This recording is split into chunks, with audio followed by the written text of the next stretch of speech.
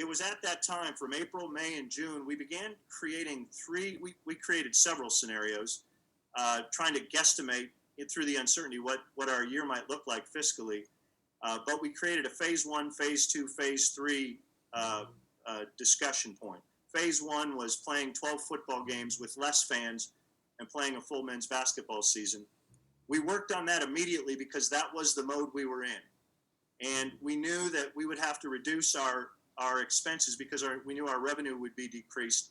And so we found through pay cuts and operational budget cuts and a reworking of some short-term debt, we found $15 million in cuts heading into the new fiscal year. That was phase one. We then began, we communicated through all staff meetings and head coaches meetings every month, and I gave our staff and our coaches updates on our fiscal situation.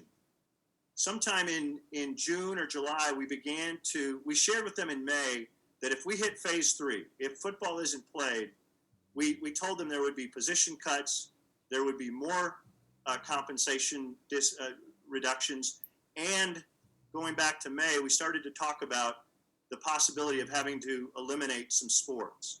And we gave them updates every month. Then on August 11th, the day that it was announced that we weren't going to play football, I can tell you that that was an emotional moment for our department, for everybody involved, because we knew that day that we had hit phase three.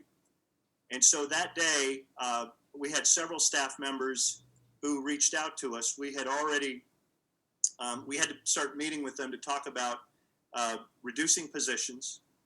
Some we didn't fill, and several that we had to eliminate.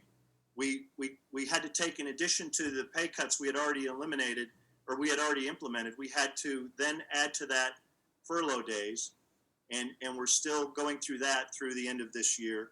And then finally, that was the day where we realized that cutting sports was going to have to occur.